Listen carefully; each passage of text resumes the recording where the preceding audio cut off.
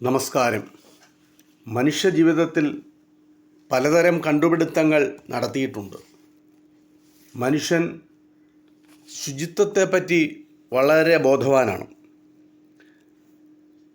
നമ്മൾ കുളിക്കുന്നത് നമ്മുടെ നിത്യജീവിതത്തിൻ്റെ ഭാഗമായത് ആ ശുചിത്വ ബോധം കൊണ്ടാണ്. ആ ശുചിത്വ ബോധത്തിൽ നിന്നാണ് നമ്മൾ സോപ്പുകളുടെ നിർമ്മാണത്തിന് മുന്നിട്ടിറങ്ങിയത്. പലതരത്തിലുള്ള സോപ്പുകൾ ഇന്ന് നമ്മുടെ നാട്ടിൽ സുലഭമാണ്. പലരും പലതരത്തിലുള്ള സോപ്പുകളാണ് കുളിക്കാൻ ഉപയോഗിക്കുന്നത്. ഈ സോപ്പുകളുടെ ജനനത്തെപ്പറ്റി ചെറിയ വിവരങ്ങൾ നിങ്ങളുമായി പങ്കുവെക്കുകയാണ്. ശരീരവും തുണികളുമൊക്കെ വൃത്തിയാക്കാൻ ഉപയോഗിക്കുന്ന അയോണിക സ്വഭാവമുള്ള പദാർത്ഥമാണ് സോപ്പ്.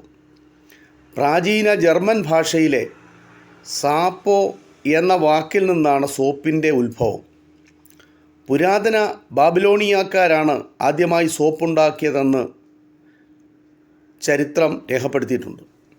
വെള്ളവും ചാരവും എണ്ണയും ഉപയോഗിച്ചുണ്ടാക്കിയ സോപ്പ് പോലൊരു വസ്തു ഈജിപ്തുകാരും ഉപയോഗിച്ചിരുന്നതായി ചരിത്രരേഖകളിൽ കാണാം. സോപ്പ് നിർമ്മാണത്തെക്കുറിച്ച് പുരാതന ചൈനീസ്, റോമൻ, മധ്യേഷ്യ തുടങ്ങിയ സ്ഥലങ്ങളിലെ ലിഖിതങ്ങളിൽ ധാരാളമായി വിവരിച്ചിട്ടുണ്ട്.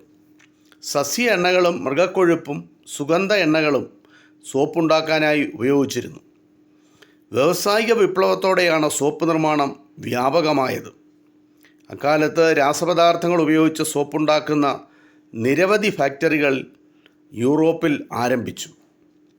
1800ഓടുകൂടി അമേരിക്കയിൽ കുളിക്കുന്ന സോപ്പുകളോടൊപ്പം തുണി അലക്കാനുള്ള ബാർ സോപ്പുകളും നിർമ്മിച്ചു തുടങ്ങി. ഇതാണ് സോപ്പിൻ്റെ ആ തുടക്കത്തെപ്പറ്റി, ജനനത്തെപ്പറ്റിയുള്ള ചെറിയ വിവരം. ഇത് നിങ്ങളുമായി പങ്കുവെക്കുന്നു. നന്ദി, നമസ്കാരം.